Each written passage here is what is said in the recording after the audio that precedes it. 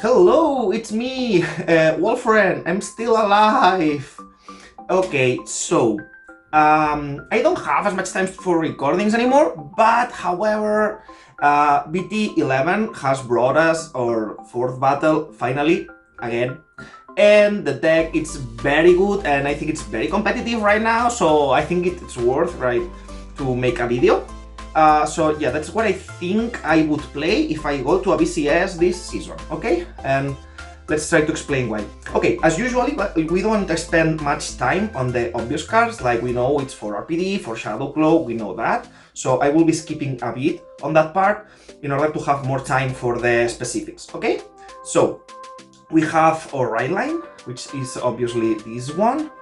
After showing you the cards, I will explain on detail how fishing actually works, because myself, I didn't like the card in the beginning because we didn't have as many good cards to find, but also because it might seem that the card weaves too much.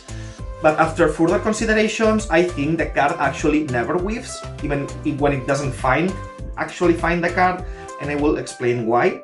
But it will be done after seeing some other of the cards, so we will put this aside, we will keep the card for later, and we will go into detail on how fishing works and why we can trust our spooky boy, okay? We will put this here and we will remind of it later.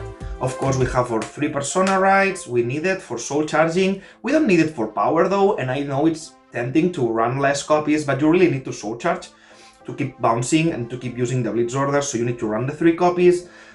I think it's too risky not running the 3, so here we go, we have the 3 copies, then we obviously have our 4 RPDs. I know Karma, it's a really fun card. I love Karma myself because I like when you call 1 RPD and when you call 1 Karma because you win the 5k shield. But in reality, Karma, it's too slow, it doesn't capitalize on the fact that you have to go first this format and it's not online early game, so you have to actually go for the 4 RPDs. I think if you want to put something else for 1 Karma copy, that's fine, but I don't think the card is as good as the All Good Dragon, okay? So yeah, so 4 RPDs actually, then obviously 4 Shadow Cloaks, 4 PGs, they have to be 4 units because you cannot, like the idea of running Elementaria to find it with Shadow Cloak, to put it into hand with Overcoming, doesn't work for 2 reasons. For starters, you want to capitalize into PG plus Blitz Order every turn, so if you are running Elementaria, you are not allowed to use the Blitz Order. That doesn't work, so you cannot run it. And like if you have to find for the PG to bounce, you cannot run just 3 PGs for that. Like it makes a habitat worse when trying to find the card. And if you have the Elementaria for PG, you cannot use it aggressively to then bounce it, okay? So you have to run 4 of that. Okay, that's the base lane of the deck, you should always run that. And this has been like this forever, it stays at that, like that. This won't change, okay? So let's move now into the specifics. I think the new card, the Carrion, it's really good. I know it's tempting to run less copies, but I think like I was initially at 4. I just put 1 because there is not time enough to use the second skill that many times, but I think you want to run at least 3. The second skill, it's amazing, right? You're going to play long games and you have like a unit that calls itself to attack and then it binds itself to give you a +1. Okay, you say, it's CV2, it's too expensive. It's not too expensive because we are running Black Magics. Meaning that you will have this for free every turn, so this is like CV1 to restand as any other deck, and then you CV1 to put this back into your hand, but since this will make any order you are playing alongside with it free, you never pay that CV to begin with. So like this is basically you mash up, like you go CV1 to restand and draw 2 for free, okay? So I really think the second skill is like so underrated, it feels amazing, it lets you like stay in the game on a big situations. Like I have seen all of those lists with 11 orders. You don't need 11 orders if you run more of these, because this guy is another order and it's also your 4th attack. You want to run at least 3 because you want to see it turn 3 to start multi-attacking fast and squeezing your opponent. This card also like it hits for massive, like it makes your long game so good. Like you can actually this card enables like 3 plays, I think. Like it enables the long-term playstyle because you keep scaling with every attack you do. There is a point in the future of the game where your opponent can no longer survive, they don't have enough PGs, they just die. Okay, so yeah, all the list will focus not around beatdowning your opponent down. Well, you are beatdowning your opponent down because you're swinging for massive, but it's not aggro anymore, and I will explain why. I will explain the three plays this card is enabling. One is for playstyle, and two it's like for how you sequence the thing, if you want to go more power or if you want to farm more cards, okay? This card is really good, and I think you should always run at least 3, okay? But we will explain this later when we explain the whole synergy. Then you run 3 elves and 3 headhunters. First of all, this card is so on the oblivion, but like it's obvious that elf will +1 out of Zorga Nadir because like you get the draw. But if you can abuse a more strong or more powerful or an order that draws more cards with this, because you are not paying the cost for that, calling this equals just as calling the elf, because you are drawing the same amount of cards, just that in a different way, okay? So we are running very powerful orders that draw cards. We have this. This is also a drive check kind of thing, because look at the top card, you can keep it there or not. You have that, this puts a PG in your hand. This gives you 2 cards, and one of the cards nullifies an attack, and then you draw.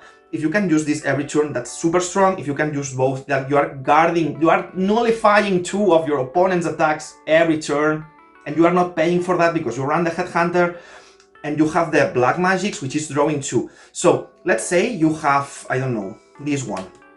Okay, and you want to go Elf, because you don't have the CB for your Carrion to keep attacking. If you go Elf, you will draw a card, but if you go Headhunter and you use a more strong O combination because you have it and you don't have to pay the cost, you are also drawing the same card, right? So basically, to me, this is like running 6 great ones that close out of Nadir. When you use Nadir for 2 of those, you are +2 to hand automatically. You then never call the great one to attack or to boost or anything. Then you call it, you have the free board, 4 cards to board every turn. They cannot die, doesn't happen because they keep going back to their graveyard. It's limitless recursion for the rest of the game, and in my opinion, it will vary a bit on the board state, but as long as you see 1 of each, you can play the game completely. Then sometimes you might want 2 of those if you want to see a bit more or have a bit more of power, but basically, those 2 cards work the same for the deck. It's a card that out of Nadir, it's at some point of the game, it will give you a +1 to hand, okay?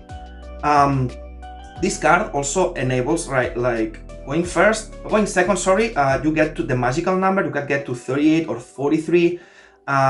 So like this is like the elf, you are equaling the +1 if you run the right orders for it, but it also like has this increase on power that lets you hit magic numbers. So sometimes this is straight better than this, okay? And of course, other times you just go double elf because you are versus Virgilia and you want to protect your card. Of course, then you will do that, okay? This card also like enables one kind of synergy with Carrion, which is the fact that you can have like, for example, you go second and you will call this to swing early with your, this is your Vanguard, you go this and this stays here, okay? So let's say for the rest of the game, you will have that. And then if you can like call a Shadow Cloak behind your Vanguard, this is your Zorga, every stuff is happening. You can do, for example, every turn, Nadir, call this, call PG. This won't gate the power, but this is still 38k with the RPD when it comes, or 43 if you use Corpses or Miasma. So basically, you can trade the power on one column to create a PG out of Nadir and bounce it. And because of Carrion, it's still gaining so much power. You are still doing 2 or 3 strings that are basically unguardable numbers. If you hit a crit, you can put it there. Or if they are at 5, like it doesn't even matter that the first attack was just 43. Like 43, like this is a lot. And like 43 and you bounce a PG, that's super good in the game, right? So because you are running this and this stays on the board, you can get the CC turn 1, you can maybe rush your opponent better with this, and then it will stay, and then you can do that play where you call the other great one here, maybe you can call Alana for soul charge if you want, and then create a PG, you lose the power on one column, that's completely fine, it's still a good number, 38, 43, and the PG gets back. Let's say, for example, you are doing like, you loop the Carrion, like it calls, attacks, you get black magics back to your hand, and then you use that. By doing this, you are drawing 1 card for this, then this is 4 cards to your hand, 4 cards to your hand, one of them Blitz Order, and then out of Nadir you also get that. You get like this, you get 2 cards out of that, 1 card out of this, 2 cards out of that, you protect one from one attack, then you PG the other, and then like it's so strong, so good. And this play is allowed because you are running this guy, who still lets you hit a very good number, 38. Okay, so that card, it's so good. You can run Philander here, but then even if you have the power, then you don't have the CC, so you cannot spam the really good orders out of your Zorga, right? Okay, so that's one of the lines the Carrion is allowing, because it hits so big, so soon. Well, so soon not, but like it hits so, it smoothly negates a lot of power.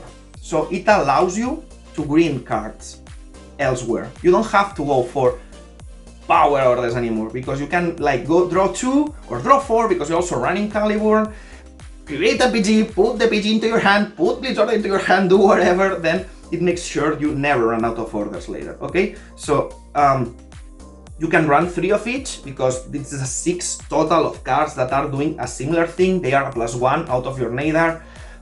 Then if you have like seen that thing with the PG, then it means you can, as long as you can keep calling one. Let's say they remove, you can call one from your hand. It doesn't matter which one. Create the PG with Zorga, you are still attacking for 35, 38, 40, 43. So that the power is good enough, right? Even if it's 35, sometimes the card is still getting back to your hand as a draw, so maybe it's fine sometimes losing that amount of power, okay? Then let's move back, let's move into the orders though. We will be running those. Let's put them all here, okay? So basically we have a lot of very strong CB powerful orders that we want to play. We don't want to play risky cards like Gather Upon Me. We want to go for full value, right? We were talking about that I have played games like where I have 11 cards in my hand, my opponent has 11, I attack, they go to 5, they attack, I go to 6, my turn, draw, go back to 11, I attack, they go to 6 now, they have 6 now. After drawing, they attack, I go back to 11, they have 5 now, and they attack, and and I guard, and then I have 11 again, and they have 3, you know? So the defensive creep of this deck, it's so strong, so fucking strong. We don't have to play a Cannon Glass anymore, we don't have to do weird power orders, we don't have to try to create the opponent out, we have just a very good thing in Vanguard. We have inevitability in Vanguard. We are unkillable until our bind zone gets so fucking big, they cannot guard us anymore. And we keep surviving, keep surviving, keep surviving. We add this to hand every turn, this to hand every turn. They are doing 5 attacks, we are doing 4, but they are actually losing 2 of the attacks. So if we are doing 4 attacks, they are doing 3. 4 attacks, 3, 4 attacks, 3. And they lose, they just don't push enough.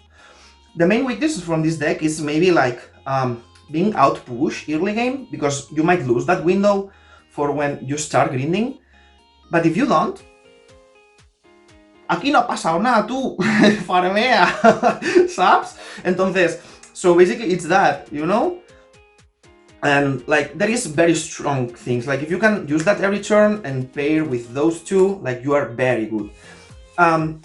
I have been asked, what is the order sequencing? This is very complex and it depends on matchups. For example, versus Herlulu, I don't recommend grinding. I recommend going for power orders, turn 1, turn 3, and then turn 4 again, because the weakness of that deck is that they don't draw, so they won't have the PGs to survive your turn 4, and they are dying often enough. That's if you go first. But maybe on the same deck, if you go second, you have to do that turn 3 because you grind a lot until you can stabilize, right? So it is very complex, and I cannot really give you like a precise or good enough guideline here. So maybe that's worth another video some other time. But the idea is that you want to stabilize, okay? Don't go for turn 4 risky kills. Most of the time, if you use like, you have to focus on those 4 orders for your first turn, right? Because like you want to hit 33k power or 38k power or sometimes 43k power depending on what orders did you use. But like ideally you want to use this turn 3 always, almost always, into one of those 3. If you have Headhunter, like, and of course they have different utilities. Maybe you're fishing put a PG in drop turn 2, so you want to use Miasma, call this, it's free, bounce the PG, call 2 attackers to go for them, for example. Sometimes you have the Blitz order, so you want to set up, you don't mind being a bit weaker, that's fine. It will vary a bit, but like if you can combine those orders turn 3, like this one. In general, I'm talking in general, don't always like her, it's not the same for Herlulu, but in general, this with one of those 3, you are doing a very good job. Then Shadow Cloak should set up either Miasma, Green, or Black Magics, depending on what you are going to do next turn. And like it depends also if you want to, if it's a game where you are holding your PGs, or and you are trying to draw more, then use your PGs on their turn 4, then recover the PGs. It depends on how you play your PGs, alright? But that's basically the thing.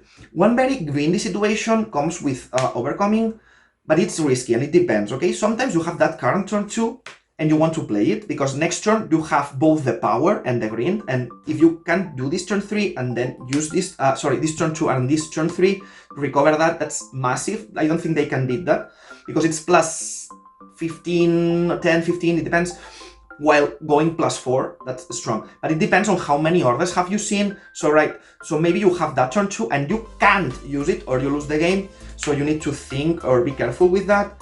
But that's the thing, right? So basically, it's either this with that turn 3 in general, and sometimes you have variations to that, and maybe one other video lets me cover this. Then you have the Black Magic interaction with this, where you are binding it to go +1 for free because you are not paying that. So it's CV1 to attack and put the order into hand with this.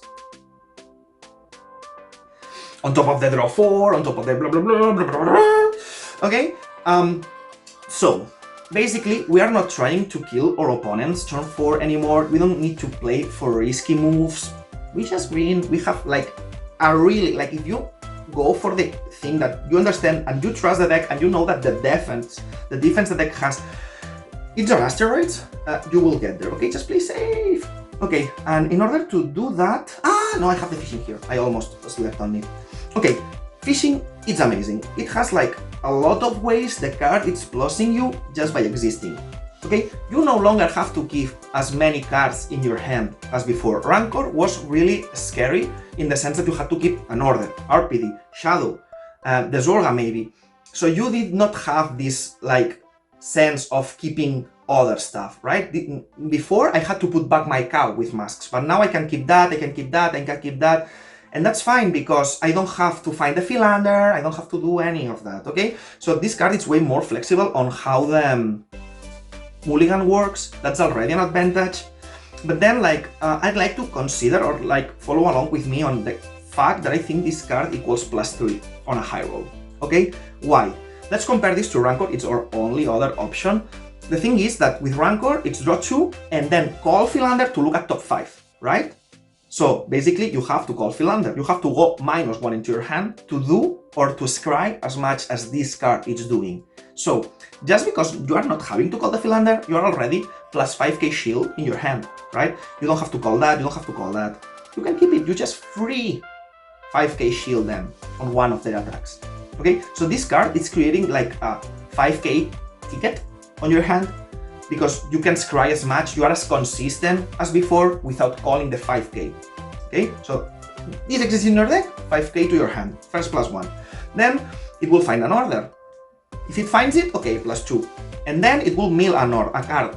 Like if it's RPD, that's calling itself from free, the opponent is losing a card.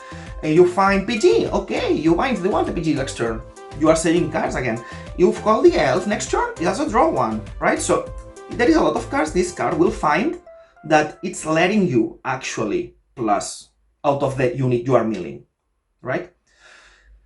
And then it will put an order in your hand, right? Okay, so here's the thing. If all of those 3 things happen, good, +3 to your hand, or like +2 when your opponent loses a card, good. You don't find an order, you're still finding something that it's plussing, even if it's 1 turn later. And you don't find any card, you are still saving 5k card in your shield. So the card never whiffs. If it only high rolls. If it whiffs, good, it whiffed, no problem. We save 5k shield. I can use this to guard instead of just calling the Philander. Okay? Then, this card is bueno. Okay, this card is good.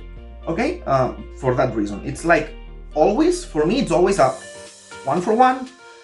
So I always keep one card because I never call, and like also like it's also more because like to scry 7 and find 2 cards, that's 2 philanders. Okay, that's that. In any Storkeda deck, it's EV3 with unique skill if you draw it. So it's also energy charge 3 if you want. Okay, because why? Because like with the unique skill, you find, look at top 7, find 1 card. I can with this find 2 cards, and I'm not paying energies. Okay, so that card, it's amazing. It's very good. For me, it's the best Brightlands Grade 1 besides the Amornia Makar, the Babs one, because it's free and it finds always the 2 cards. Like that guy, the dragon, the Sealed Blade Maiden Dragon Grade 1, it's the only Grade 1 that it's as good as it for me. And it doesn't matter because it never whiffs, you always keep 5k here in your hand. Okay, then let's move into the triggers. Okay, we obviously, oops, this is not ordered. It's not organized. Okay, first of all, we want 4 Asher. A lot of decks in the game are restanding, and there's one thing here, okay? This card would be risky if you don't run 4 Hades because there is too much shield loss, okay? But we are actually running 4, so that's good for us.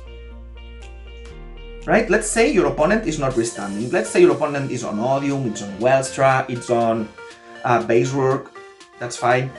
Because the total amount of shield you are running on that scenario, it's equal to running the 15k shields and 15k fronts. You are good, okay? You are running a lot of draw power. You have the Caliber turn 2, you have the Elf turn 3, turn 4, draw. So it makes sense to draw cards that are useful in your hand, right? So you want to run 20k shields, you want to run 25k shields, okay? And in my opinion, you want to run soul fronts instead of more crits. Why is that so? For starters, we're playing an inevitability deck, right? It's like a control deck. Your objective is to survive until you are no longer killable and until your opponent cannot survive what you're doing anymore. If you can live one more turn by running that combination of triggers and then you attack 4 more times and they are 68, 63, 58, like that chance I'm losing here to not hit a crit on a moment, it's not comparable.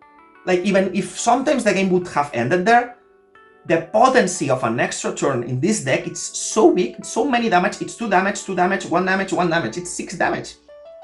6 damage to 1 crit. Okay, and I'm running a build that draws a lot. I want to have shield in my hand. I don't like, I like considering 2 things, right? For example, let's say that it's also like 1 OT and 4 Alana, okay? Yeah, so let's say, for example, that they print a trigger that it says that when you draw this, you draw way more cards than drive checks. And you can add a PG to hand next turn. It's like running 8 PGs or 7 PGs.